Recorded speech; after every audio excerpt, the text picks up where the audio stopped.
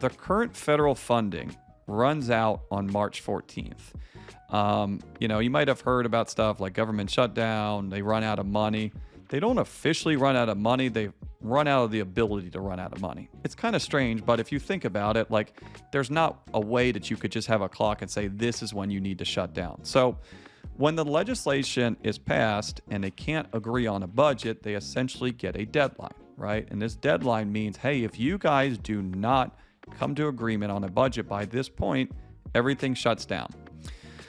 We've heard this song and dance before. We've seen it. Like, this is not something that we probably ever saw when we were growing up, or like my parents saw, because we just really never faced a shutdown and never really happened.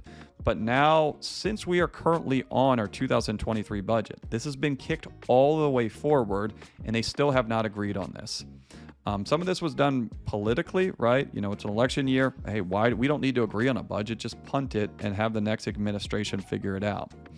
So what they have here is they have a tax plan that they're trying to pass. They also are trying to pass an overall funding and budget for most of this government that has already long been delayed. And they have a hard deadline at the end of April.